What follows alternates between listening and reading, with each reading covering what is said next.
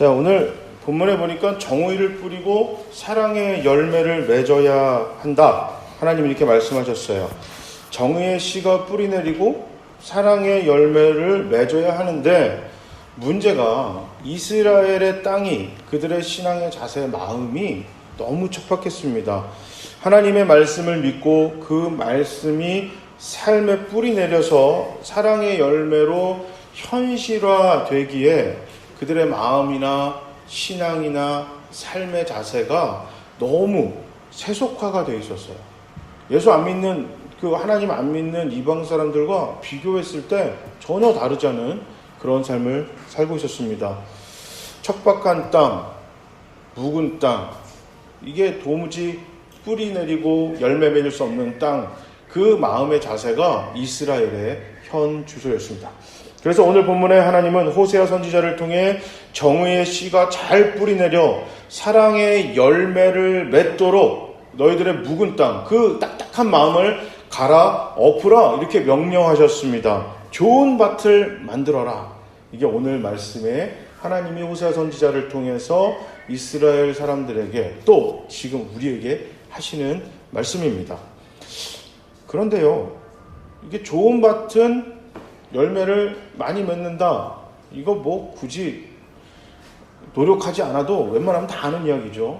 문제는 어떻게 하면 좋은 밭을 만드냐, 이거겠죠. 이거예요. 그러니까 어떻게 하면 좋은 밭을 만들 수 있느냐, 이게 우리가 꼭 짚어봐야 하는데, 성경에서 말하는 좋은 밭을 이해하기 위해선 이스라엘의 실제 토양에 대해서 우리가 잘 이해해야 됩니다.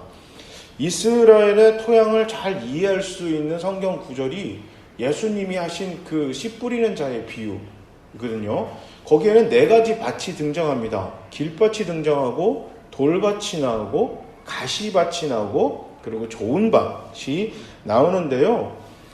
오늘 본문에 호세아 선지자에게 묵은 땅을 갈아엎어라 라는 이야기를 들었던 구약의 이스라엘 사람들이든 신약의 예수님의 4가지 밭에 대해서 들었던 이스라엘 사람들 모두 친숙한 이야기였습니다. 이게 들었을 때 그런가? 이렇게 하는 게 아니라 이 4가지 밭, 묵은 땅 이야기를 들었을 때 이게 무슨 소리를 하는지 정확하게 이해를 할 수 있었습니다. 우리나라에서는 길밭, 돌밭, 가시밭, 좋은 땅을 성경에서 이야기하는 그대로 이야기가 너무 힘듭니다. 왜냐하면 평야가 대부분 잘 돼 있기 때문에 그냥 왜 돌밭과 길밭과 가시밭에 씨를 뿌려? 처음부터 좋은 밭에 뿌려야지, 이렇게 생각하기 쉽거든요. 근데 이스라엘은 지금 그럴 상황이 전혀 아닙니다. 물론 이스라엘도 우리나라와 같은 좋은 드넓은 평야, 이스르엘 평야라고 넓은 평야가 있었지만, 구약에서는 그 지역은 이 가나안 사람들이 차지했어요.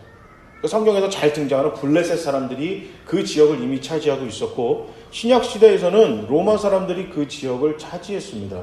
그래서 이스라엘 사람들은 원래 그들이 머물렀던 산간 지역에, 산에 그들이 항상 자기 터를 잡고 있었거든요. 그래서 그들의 농경법은 계단식 농경이에요. 예전에 이걸 가지고 제가 미국에 있을 때 그 성경 공부할 때 이 4가지 밭에 대해서 했을 때 다른 분들은 그냥 그렇구나 하는데, 강원도 분 집사님이 오셔가지고 저한테 너무 잘 이해가 쉬웠다는 거예요. 강원도는 땅이 많이 없어서 계단식 농경, 테라스 농경을 하잖아요. 근데 그런 식으로 이 계단식 농경을 하는 게 이스라엘의 일반적인 그 농사 짓는 법이었어요. 그런데 우리나라 강원도 땅이랑 또 다른 게, 이스라엘은 그냥 돌산입니다. 돌산. 흙이 없어요. 기본적인 흙이 없는 산에 그들이 그냥 어쩔 수 없이 농사를 지을 수밖에 없습니다. 그러니까 뭐 좋은 밭, 길밭, 돌밭, 가시밭 가릴 것 없이 그냥 일단 씨를 뿌리고 보는 거예요. 그냥 무조건 어디서든 나면 되지, 이런 생각을 가지고 무조건 씨를 뿌리는데, 사람들이 그냥 다니는 길, 그냥 그게 길밭이에요. 거기도 뿌리는 겁니다. 돌밭은 아래는 그나마 조금 나은데 위로 올라갈수록 완전 흙이 점점 없어집니다. 그냥 완전 돌이에요. 그러니까 좀 위층에 사는 사람들은 그냥 어쩔 수 없으니까 거기가 자기 밭이니까 그냥 거기다가 씨를 뿌립니다. 그리고 그 계단식 농경이니까 계단 끝부분에 가시나무라는 게 뭐냐면 그 낙타 풀이에요. 낙타 잎인데 이게 낙타들이 좋아하는 풀이 조그맣게 나요. 근데 그게 가시가 있어요. 그래서 사람들이 거기에 찔리면 이게 약간 독성이 있어가지고 퉁퉁 붓거나 마비가 옵니다. 그런데 이거를 거기서 나는 풀을 낙타가 좋아하는데 낙타가 저걸 좋아해서 저걸 먹는구나 라고 생각을 했는데요. 이스라엘에서 공부하셨던 교수님 얘기를 들어보니 그 돌산에는 그거밖에 안 나요. 그러니까 낙타가 먹을 수 있는 게 그거밖에 없는 거예요. 그게 돌밭, 그 가시밭이었단 말이죠. 자, 그럼 좋은 밭은 뭐냐? 이스라엘은 건기와 우기로 나누어집니다. 9개월간은 건기예요. 비가 하나도 안 내리고 겨울, 우리나라 12월, 1월, 2월 이쯤 돼서 우기가 찾아오는데 그때 산사태가 일어나요. 돌산이니까. 산사태가 일어나면 돌과 함께 뭐가 쓸려 내려오냐면 돌이 뽑히거나 바위나 이런 돌멩이가 밀려 내려올 때 함께 흙들이 밀려 내려옵니다. 그래서 산사태가 나고 나면 어떤 밭에는 흙들이 쌓여가지고 좋은 밭이 되는 거예요. 그게 성경에서 이야기하는 이스라엘의 좋은 밭이었습니다. 그러니까 이게 뭐 그들이 노력해서 만들어질 수 있는 밭이 아니에요. 그러니까 뭐 가서 뭐 쟁기질을 하고 호미질을 해서 생기는 좋은 밭이 아니고 그냥 산사태 일어날 때 기다렸다가 나가보면 우리 밭은 좋은 밭이 돼 있는데 바로 옆에 내 친구네 집은 그냥 여전히 뭐 돌밭일 수 있어요. 그러니까 이 이스라엘에서 말하는 좋은 밭은 하나님이 만들어주시는 거예요. 우리 인간이 이스라엘 농부들이 노력해서 만들 수 없는 밭, 이게 좋은 밭입니다. 비가 오면 이제 그들이 이제 딱 봤을 때 이 우기의 끝부분이 되면 그냥 급하게 씨를 뿌립니다. 그때야 이제 땅이 좀 촉촉하고 흙이 있으니까 그때 한두 번 쟁기질을 해요. 이 쟁기질은 고운 밭을 만드는 작업이 아니라 흘러내려왔던 큰 돌 치우는 작업이에요. 왜냐면 이거 쟁기질 세게 했다가는 그 아래에 있는 그 안 좋은 그 돌멩이가 다 올라오니까 쟁기질 세게 해도 못합니다. 그러니까 제가 미국에 있을 때 1년간 병원에서 병목을 했어요. 원목을 했는데 그때 이제 라바이가 저랑 같이 밤을 새는 온콜 패스터였어요. 그러니까 밤새는 그 교육자였는데 그래서 이제 심심하잖아요. 그러니까 맨날 그 구약에 대해서 물어봤어요. 구약은 너희들은 어떻게 생각해? 그랬는데 한번 제가 이거에 대해서 물어봤더니 이분이 이런 거는 물어본 목사가 한 명도 없었는데 그래서 설명을 해줬어요. 전 그전까지 저도 이걸 잘 몰랐는데 이 네 가지 밭에 대해서 이야기를 하고 묵은 땅을 기경을 하고 갑자기 생각이 나서 묵은 땅을 갈아엎는 건 무슨 뜻이냐 그러니까 그냥 한 30분 일하는 거야 나가서. 어이? 그러니까 나가서 그냥 집안 식구들 꼬맹이까지 다 끌고 나가서요 그냥 돌멩이 주워서 옆에서 툭툭 던져놓는 그게 갈아엎는다는 뜻이랍니다. 우리나라에서 소가 쟁기질하고 이 트랙터가 돌고 이게 아니고 이스라엘은 그게 불가능한 겁니다. 자, 이 돌멩이를 제거를 해요. 그리고 가끔 데려오는 그 휩쓸려 내려왔던 가시들 제거하고요. 그 다음에 뭐 하냐면 씨를 뿌립니다. 내 밭에 골고루 씨를 뿌려요. 그 작업을 마치면 양과 염소를 데려와서 땅을 밟게 시킵니다. 왜 그러냐면 그 염소랑 지나가면서 씨를 밟잖아요. 그래서 그 씨가 땅에 그냥 박히면 좋고 안 박히면 할 수 없고 그런 식으로 이제 씨를 이제 밟게 시켜요. 그 다음에 농부들이 하는 일이 있어요. 그냥 기다립니다. 그냥 하나님이 자연이 알아서 해주겠지. 이 방법밖에 할 수 있는 방법이 없습니다. 이게 이스라엘의 농경법이에요. 오늘 본문의 호세아는 정의를 심고 사랑의 열매를 거두기 위해 묵은 땅을 갈아엎으라 이렇게 이야기합니다. 우리나라의 농업과 확연히 다른 이스라엘의 농법을 이 농사 짓는 법을 이해하지 못하면 오늘 본문은 우리 성도들이 하나님의 열매, 사랑의 열매를 맺기 위해서 스스로를 갈고 닦고 엄청나게 노력해서 좋은 밭을 먼저 만들어야 된다 이렇게 오해하기가 쉽습니다. 그런데 묵은 땅을 갈아엎는 일은 고된 일이 아니었습니다. 심지어 오늘 본문을 자세히 살펴봐도 정의를 뿌리고 열매를 거두기 위해 이스라엘이 하는 거는 고장 나가서 한 3, 40분 반나절 할 수 있는 그냥 돌멩이 치우고 이거밖에 없는 일이에요. 나머지 비료를 주고 물을 대고 심지어 좋은 땅을 만들어 놓은 것조차 하나님이 다 하시는 일이었습니다. 농부가 할 수 있는 것이라고는 씨 뿌리고 염소 데려와서 풀어놓고 그 다음에 기다리는 것밖에 하는 것이 없었습니다. 오늘 본문뿐 아니라 하나님은 하나님 백성들에게 요구하시는 성도로서의 삶, 이게 굉장히 거창한 것을 요구하시지 않으십니다. 타고나야만 하는 고운 성품을 요구하시지도 않습니다. 재능을 요구하지도 않습니다. 밤새 수고하는 일을 원하는 것도 아닙니다. 좋은 밭을 만들기 위해 호미질을 하고 돌을 깨고 가시덤불을 자르고 뽑아내고 이것을 몇 날 며칠 한 계절을 다 해야만 간신히 만들어지는 좋은 밭을 우리에게 준비하라고 하시지 않습니다.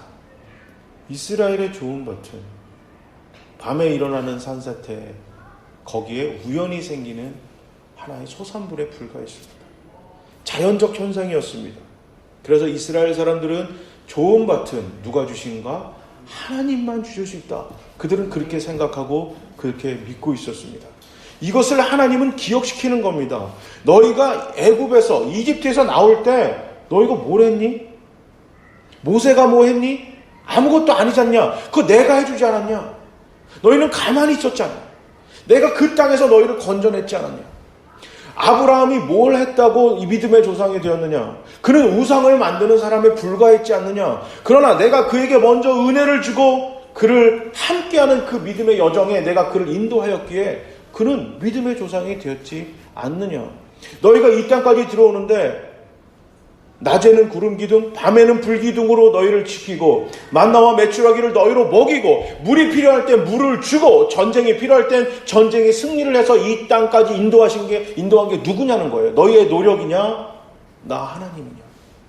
이거를 기억하라는 거예요. 하나님의 은혜를 기억하고 상기하라. 너희가 정의를 뿌리고 사랑의 열매를 맺기를 원하기만 한다면 믿지 않는 사람들과 별 다르지 않는 지금 나의 상태임에도 불구하고 사랑의 열매가 나를 통해서 맺어지고 그 일이 일어나기를 너희가 간절히 원하기만 한다면 하나님이 산사태를 일으켜 좋은 밭을 만들어줄 것이고 은혜의 비를 내리실 것이고 정의의 싹을 피워 사랑의 열매를 맺겠다. 하나님이 오늘 약속하시는 말씀입니다. 묵은 땅은 그냥 나 자신이 욕심 많고 돈 좋아하고 게으르고 탐욕스럽고 그냥 본연의 나 자신입니다. 하나님은 이런 나를 통해 정의의 씨를 뿌리고 사랑의 열매를 맺을 수 있다 이렇게 말씀하고 계십니다. 거창하게 우리를 갈고 닦을 필요가 없이 그냥 너가 있는 그대로 하나님의 열매를 맺기를 소망한다면 하나님의 은혜를 붙들기만 한다면 내가 사랑의 열매를 맺을 수 있는 좋은 밭을 만들어주겠다. 하나님 호세아 선지자를 통해 우리에게 말씀하고 계십니다. 오직 하나님의 은혜로만 가능한 좋은 밭, 우리 하나님께서 우리에게 만드시겠다고 말씀하고 계십니다. 이스라엘의 묵은 땅은 사람이 갈고 닦고 뒤집는다고 만들어지는 밭이 아닙니다. 마찬가지로 우리의 마음과 성품은 어떤 수고와 노력과 수양으로 만들어질 수 없습니다. 순간적으로는 가능할지 모르겠지만 씨가 뿌리 내리고 열매를 맺기에는 턱없이 부족합니다. 교회나 성도의 모든 우리의 삶에서 지금 이 자리에서 진리의 이 씨앗이 뿌리를 내리고 사랑의 열매를 맺는 건 하나님의 은혜로만 가능한 일입니다. 진리는 깨달아서 알 수 있는 것이 아닙니다. 진리라는 거는 배워서 아는 것도 아닙니다. 그래서 진리예요. 우리가 깨달아서 알든지 배워서 아는 거는 진리가 아니라 그건 학문입니다. 이론이에요. 하나님의 말씀은 물론 잘 배워야 잘 이해할 수 있지만 하나님의 말씀을 대하는 진리를 대하는 우리 교회나 성도들의 태도는 이걸 믿을까 안 믿을까지 내가 깨달아지면 내가 이걸 받고 안 받고의 문제가 아니야. 내가 이걸 그냥 있는 그대로 받아들일 거냐 아니면 내가 거부할 거냐. 진리를 대하는 태도는 이 자세입니다. 못 믿는 게 아니라 안 믿는 거예요. 못하는 게 아니라 안 하는 거예요. 마찬가지로 성경에서 말하는 좋은 밭은 노력해서 생성되는 게 아닙니다. 예수님이 네 가지 밭에 대해서 이야기를 하셨고 오늘 이스라엘에서 성령의 사랑의 열매를 맺어라. 이건 이스라엘 상황에 어울리지 않아요. 1세기 이 역사가이자 그 교부였던 요세푸스가 기록된 그 책에는 무슨 얘기를 하냐면 이스라엘의 평균 수확이 10%에서 20%였답니다. 이건 뭐냐면 내가 100을 심으면 고작 10개에서 20개를 거두는 게 일반적이었답니다. 그런데요, 그 지역에 가장 비옥했던 이스라엘 평야 그쪽에서는 평균 20배, 30배의 수확을 얻었다고 합니다. 그리고 그 1세기에 어마어마한 풍년이 일어났는데 그때 그 최고 기록이 40배 풍년이 일어났다고 합니다. 40배. 이스라엘하고는 비교가 안 되죠. 그러니까 이스라엘은 뭐 열매를 맺는다? 풍성하게 나온다? 이거는 이스라엘과 어울리지 않는 단어인데 예수님 뭐라고 하셨어요? 좋은 밭에 100배, 60배, 30배 열매를 맺게 하겠다. 우리 주님 말씀하셨습니다. 예수님 믿으세요? 예수님 믿으십니까? 아멘. 성경이 진짜라고 믿으세요? 아멘. 저는 정말이라고 믿어요. 아멘. 예수님이 마이너스밖에 나오지 못하고 뭐 1 심어서 1도 못 나는 그 땅이지만 하나님이 좋은 밭을 만들어 100배, 60배, 30배 맺게 하겠다라면 하나님이 그렇게 하실 수 있다고 저는 믿습니다. 그 일은 인간이 노력해서 안 되는 겁니다. 하나님만이 가능했던 것입니다. 그래서 구약의 하나님이 추수할 것이 많다라는 의미가 이스라엘 사람들의 귀에는 이상한 소리로밖에 안 들려요. 근데 원문을 살펴보면 추수할 이미 이렇게 열매가 주렁주렁 열린 게 아니라 앞으로 열릴 열매가 너무 많은데 이 열매를 맺을 나무, 땅이 없구나라는 탄식을 하세요. 다시 말해 좋은 밭이 없는 거예요. 척박한 이스라엘 땅인데 믿음은 바닥이 났고 삶은 예수 안 믿는 사람들과 똑같이 살고 있는 이스라엘에 하나님의 은혜를 사모하고 기다리는 사람이 너무 없는 탄식을 하십니다. 나만 의지를 한다면, 은혜를 사모하기만 한다면, 하나님의 은혜를 붙들기만 한다면 이 땅에 좋은 밭을 만들고 성령의 열매, 사랑의 열매를 주렁주렁 맺게 할 건데 누가 좀 해다오라 하나님의 탄식에 이사야가 손을 듭니다. 나라도 할까요? 하나님 나라도 할까요? 근데요, 제가 말실수를 너무너무 합니다. 내 입이 거친 거예요. 그 사람의 이사야의 입이 마른 땅이었습니다. 그래서 이사야가 기도합니다. 나 할 테니까 성령의 숯불로 하나님의 은혜로 내 입술을 좀 붙잡아 주십시오. 하나님이 이사야를 들어 쓰십니다.